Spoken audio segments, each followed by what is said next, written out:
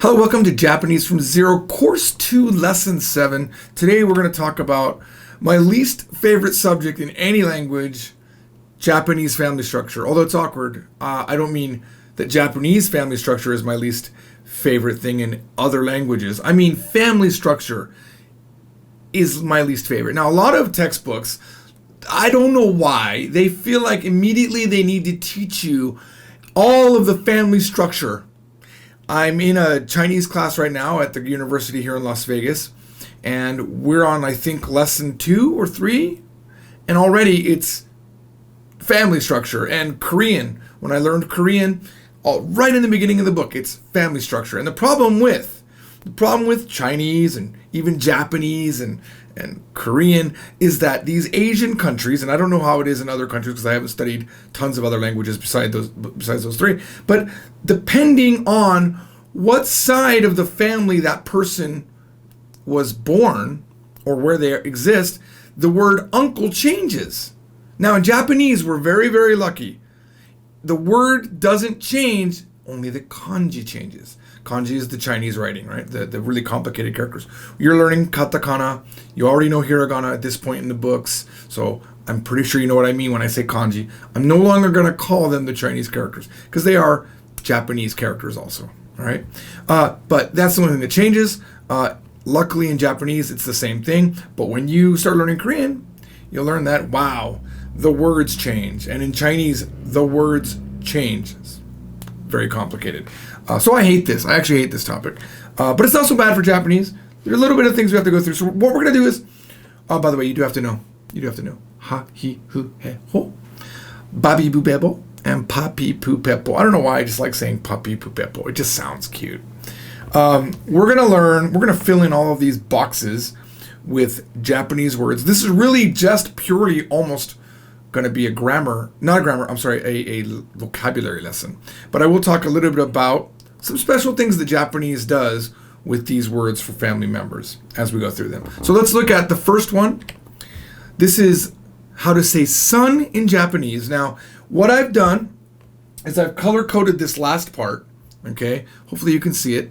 If you're watching in the live stream, yeah, you can see it. Everything looks clean. But because I had to make everything small to fit them all on the screen. So if you see this, it means that there's a special thing with that. The special thing with that on this one is if you just say musuko,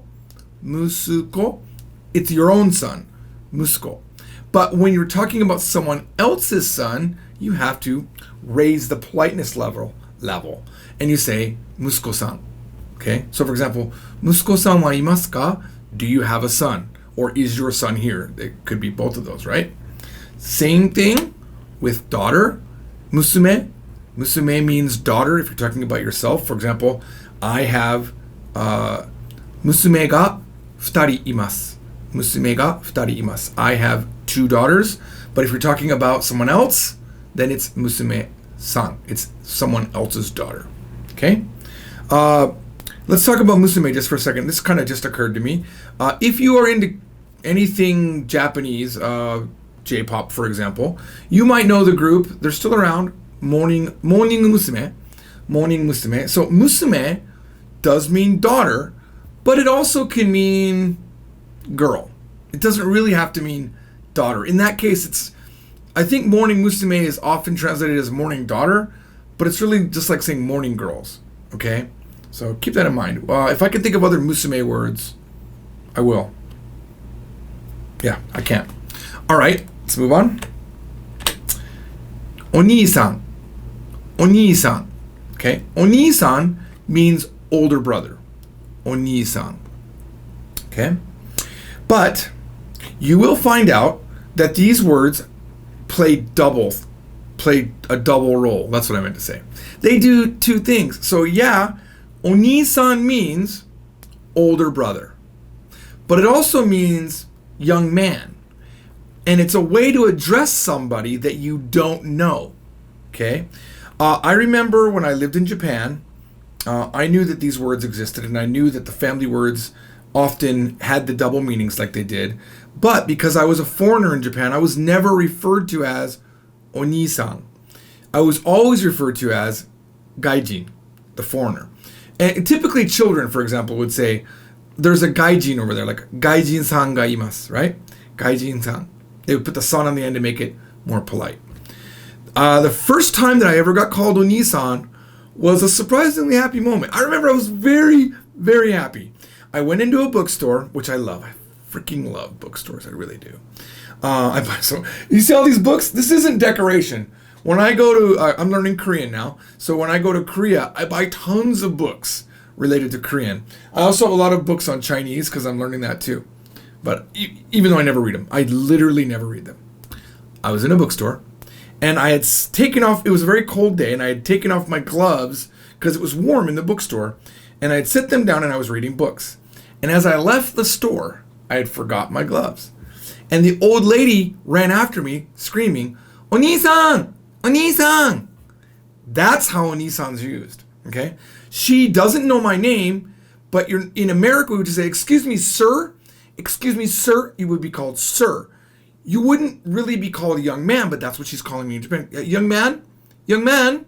Okay? It's kind of like I think we used to do this in America. If you watch older movies, it's a thing we used to do. "Excuse me, young lady." Okay? We typically would just say something different nowadays. I feel like we would. Someone can correct me in the comments. So I was very happy. I thought, wow. At that moment, I felt like I'm part of Japan now. I've been accepted into the culture. Because you got to understand, I was 16 or 17 at that point. So as much as I loved Japan, I was always the gaijin. And then there was another time after that.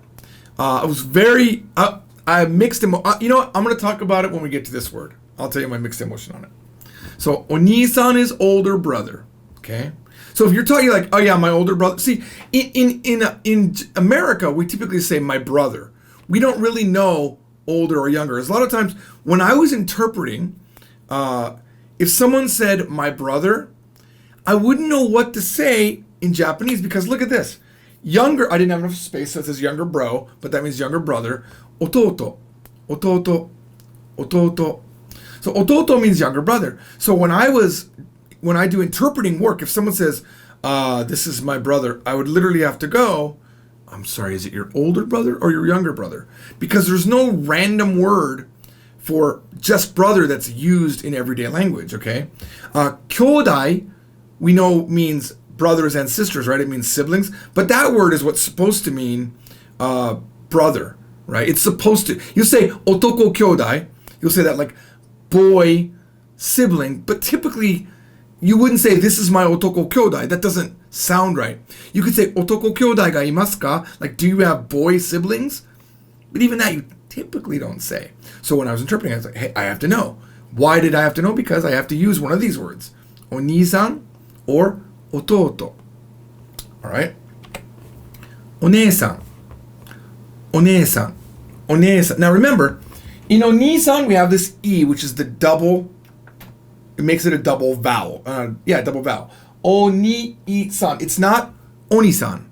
If you say oni-san, it means devil or ogre. Okay? You don't want to do that, and you've made it polite. An oni is an ogre. Oni-san is Mr. Ogre. You don't want to, it's oni-san. Okay? One-san. Lengthen it properly so that your Japanese doesn't sound awkward. Okay? One-san. And imoto. Imoto. Imoto. Younger sis. I ran out of space. Younger sister. So, same thing. You will refer to a woman who is young as one-san. Now, you will not refer to somebody as imoto or ototo. Okay?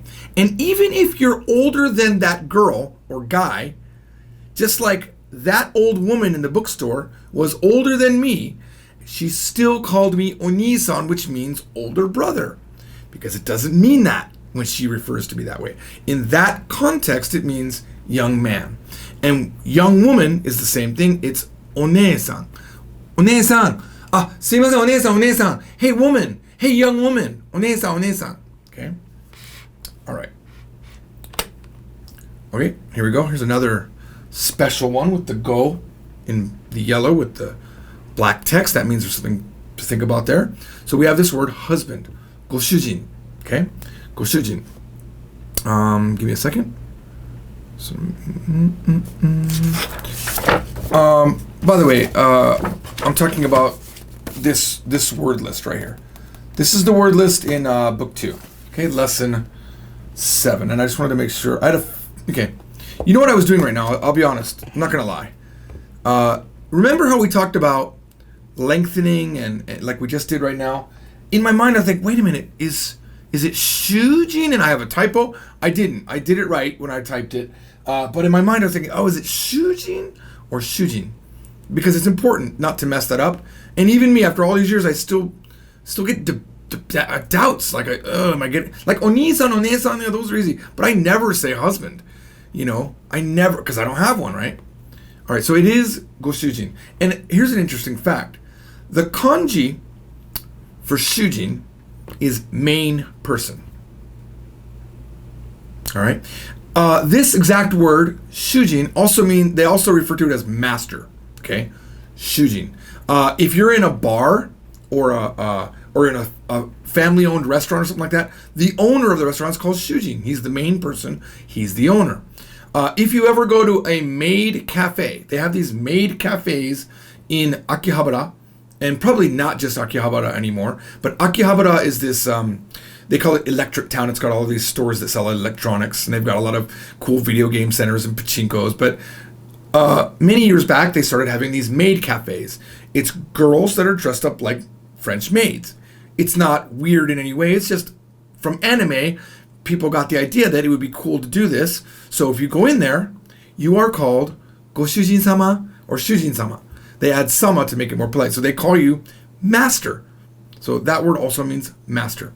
When it's someone else's husband, you must have the go on it. So goshujin. Goshujin no namae wa nan desu ka? What is your husband's name? Goshujin no namae wa nan desu ka? Your own husband, though, you refer to as just shujin.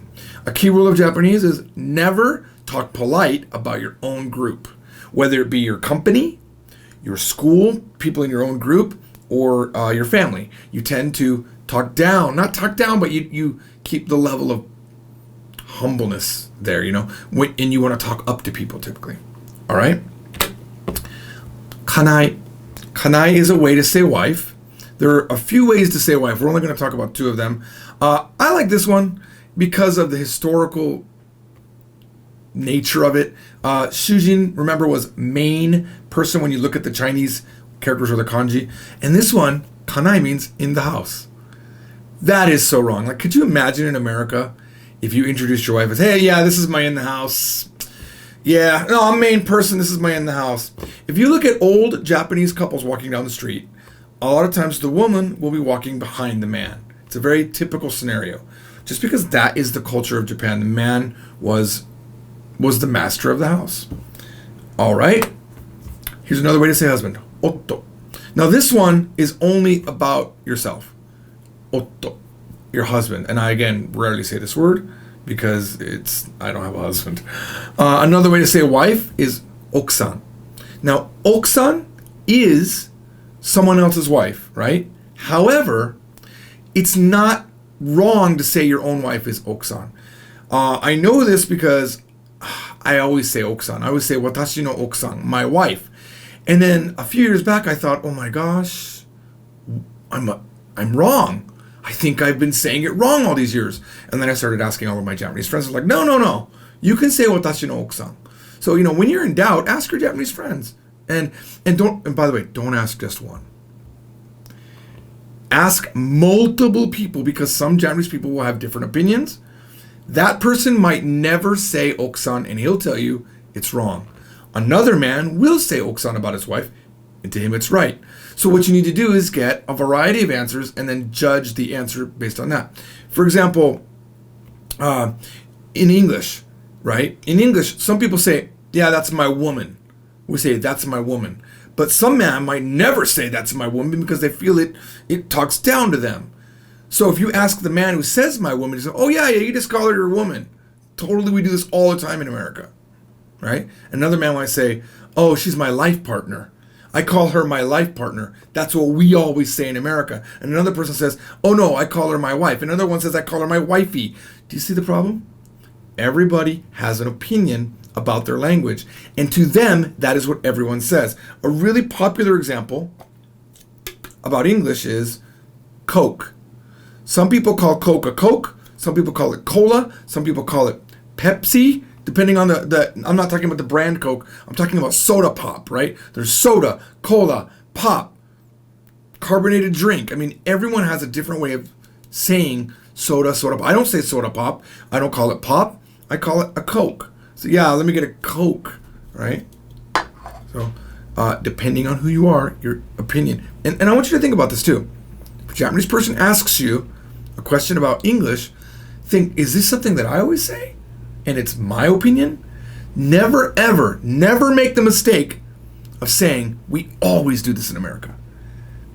Because it's not true. Everyone's different. I didn't mean to go into that. That was an unplanned rant. But while we're on the subject, sometimes people will tell me, George, Japanese people always say this, and you didn't teach it to us. Well, guess what? I just never was around Japanese people that said that particular thing. Everyone's experience will be different with Japan. Whether if you go to Hokkaido, or if you're in Okinawa or Tokyo, or if your family is a second generation. If your family is a second generation Japanese family, their Japanese is going to be completely different because even though they speak Japanese fluently, they grew up in America or they've been here for a long time. While we're doing examples, while this is turning into a long lesson, the word for free phone, like, we have 1-800 numbers in America. I don't know what it is in your country, but it's a number you can call and it doesn't cost anything to call. And a lot of companies have this number. In Japan, that is called free dialu. Free dialu means free dial. Okay, it looks like it comes from English, but we don't say that in America. In America, we say toll free. But second generation Japanese families or Japanese families that have been in America for a long time, they don't say free dialu. Even when they're talking to Japanese people in Japan, they say toll free. They've made their own new version to match the surrounding country that they're in. Okay? So, people's opinions will be different on language. So, I say okusan. Other people say kanai. Other people say a word we don't have here, tsuma. I never say tsuma because it sounds too much like the word spit, which is tsuba. So I don't like to say it. All right, uncle is oji-san. Oji-san. Not oji-san, which we learned way back in book 1. Oji-san means old man, older man, right? Like old man, or grandfather. This is uncle, oji-san. I'm oji-san level. I am not oni-san anymore, okay? Unless maybe a very old lady is calling me oni-san, because in her perspective, I'm just a young man. But for most people, I'm oji-san. Now, I remember being on a train, and for the very first time, someone referred to me as oji-san. He was a little kid, and he walked up to me and he just grabbed my leg. I don't know what, he was like 3 or 4, and he just grabbed my leg, and I looked down, and then the mother said something to me, "Dada, oji-san ga." I was like, oh! And he was like, it's like stupid. It's a stupid moment to be excited at, but I wasn't called a foreigner to this kid. I was just an old man, an oldish man, right? A man, an uncle. Yeah, I was very happy about that. All right, and obasan, obasan, aunt. No woman wants to be called obasan, and if you screw it up and even go further and say obasan, you're really gonna make them upset. Don't do that. Okay, obasan. But when you're talking about an event that happened, you can say, yeah, this lady, this obasan, she came and did this thing or whatever. You can call her obasan and oji-san. This is how you refer to people, okay? You use their relative age, all right? All right, we're coming down to the end here. Oko-san. Oko-san means someone else's child. Oko-san. When you're talking about your own child, you're going to say kodomo. Now, kodomo means your own child, yeah, but it also just means children or child, right? So, there was many children, kodomo ga takusan imashita. We don't know takusan yet. I don't think we do. Takusan means many. Kodomo ga takusan imashita. There were many children. All right, that is Japanese family, at least as far as I want to take it. We'll see you all in the next video. Bye-bye.